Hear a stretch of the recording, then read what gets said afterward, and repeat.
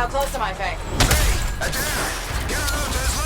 In 2017, Mass Effect Andromeda almost killed Bioware, a much anticipated sequel to one of the best sci-fi stories ever told, yet it all but bombed. It was a terrifying moment for all Bioware fans because for a second, we truly thought this would be the end. Why wouldn't we? Bioware Montreal, the team behind Andromeda, was scaled down, with the franchise being put on hiatus. And oh god, those faces, please make it stop. Sorry, my face is tired from dealing with everything. Then came E3 2017, and Bioware announced Anthem, which would be a live game like Destiny or The Division. While there's nothing wrong with live games per se, Bioware moving into this particular genre was concerning. Fans come to Bioware for extensive single-player narratives. We want that power fantasy. We want to be the protagonist of an amazing story. Could Anthem, an exclusively multiplayer game, which forces you to share your glory with others, provide the same experience? The closest thing we've had to Anthem could be Destiny, but compared to Bioware's masterpieces, its story is kinda dull. Would that be Anthem's fate too? Welcome to MojoPlays, and this is our review of Anthem. Okay, freelancer. You might be new, but you won't be here if you didn't show promise. Before we begin, we publish new content all week long, so be sure to subscribe and ring the bell to get notified about our latest videos. After spending an entire weekend in the world of Anthem, I have amazing news for you. Anthem is 100% a Bioware game through and through. Those story beats, those crowning moments of glory, those fun and quirky characters, they're all here. So let's take a look at what the game is all about. Since this is our first mission, maybe we should talk.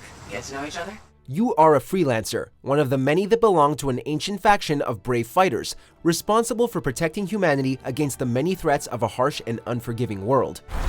Never mind. Titan here just blasted the wall out. Give me a shortcut. We really need your help. The fact that you're not the only one does not necessarily take away from that classic Bioware power fantasy. You are still very strong, and the narrative is still centered around you. The NPCs you get to meet around Fort Tarsis are your friends, and the big baddies are your enemies. The epic set pieces, they are all meant for you.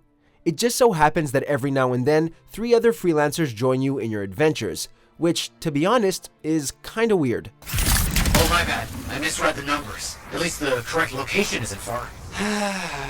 You see, in Anthem, you get to choose if you want to enable matchmaking or not.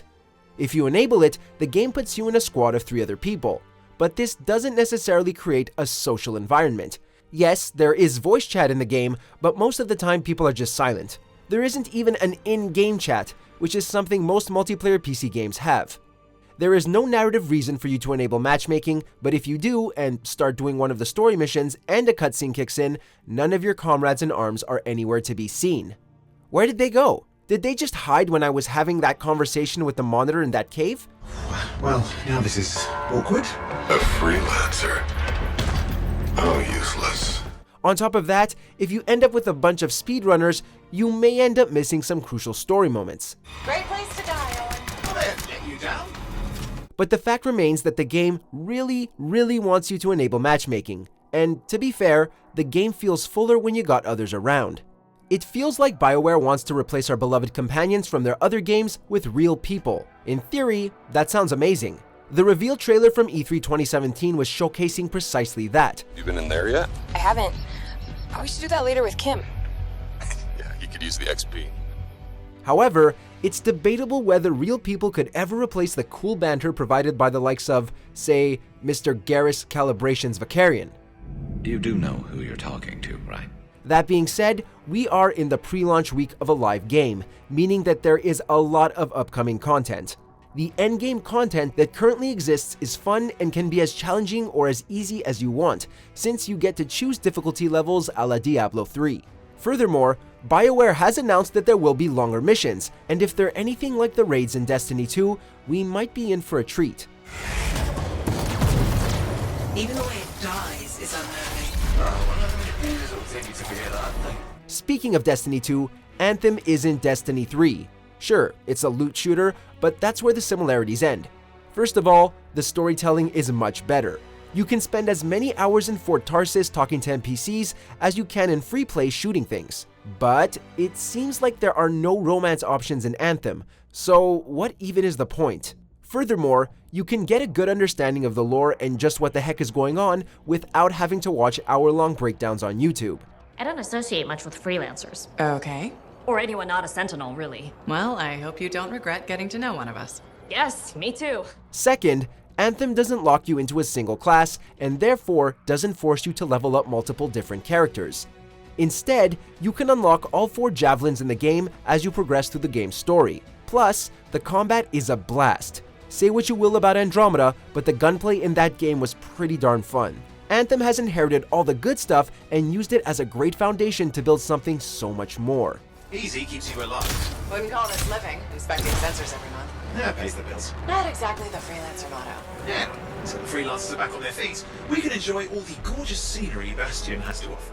Each of the 4 javelins are a delight to fly and fight in, and you straight up feel like a superhero, raining thunder from the heavens upon your enemies or slicing and dicing them up close with your glaives. In fact, your javelin's own abilities are so fun, you might even forget that you have guns. If you've played Destiny 2 or are still playing it, then you might actually enjoy the freshness Anthem brings to the table. But just trust us when we say Anthem isn't a replacement for that game, but rather a complement. It's another live game to add to your rotation, and it definitely deserves that chance. See? This is why I like you. You understand that when adventure comes knocking, you open the damn door. It's chapter 1 of the Freelancer Handbook. All this praise isn't to say that the game isn't without its issues. Sure, we've come a long way since the beta, but the early launch weekend was filled with connection issues. There are a significant number of bugs too. For instance, sometimes the ammo for the Light of the Legion, the pre-released gift weapon, drops to negative numbers. It also just disappeared from my inventory at least once. Other times, you load into a mission, but the mission markers never show up, so you get stuck. They're more annoying than anything else, and my dismissive attitude toward launch bugs and glitches says more about the gaming industry standards than about Anthem itself. Bioware has confirmed that there's going to be an extensive Day 1 patch that addresses a massive chunk of the problems identified by the community on Reddit and elsewhere. It's a bummer that early access players had to act as playtesters one last time, but hey, at least we know Bioware is listening to us. But also, the game does feel a bit empty right now. The free play gets a bit repetitive after a few hours. You feel like you've done all the variations of world events and have seen all there is to see. But Bioware says that, quote, the launch of Anthem is also just the beginning of the game, and that there's so much more to come. From what we hear, there will be special events that'll pop up in free play as time goes by, which will provide some extra loot, similar to how flashpoints currently work in Destiny 2. Actually, that trial took 2 years to get through. So yeah, after waiting so long for another good Bioware game, Anthem is finally out, and most of our fears about the future of Bioware seems to have been misplaced. By itself, Anthem looks like it's going to be a great addition to any live gamer's library. Maybe you don't want to do yet another Forge Ignition in Destiny, and so you can always head on over to Anthem and pretend to be Iron Man.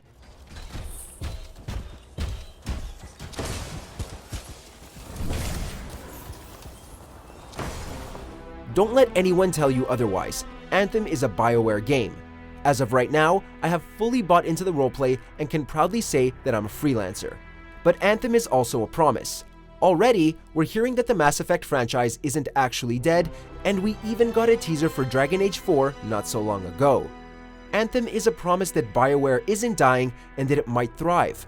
But moreover, it's a promise that different isn't bad, and that even when they're doing something out of their element, they're still able to give you that Bioware flavor that you crave. This is what we do.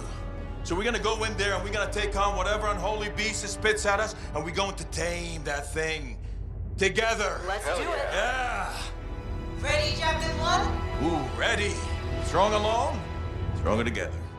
Check out these other great clips from MojoPlays, and be sure to subscribe and ring the bell to get notified about our latest videos.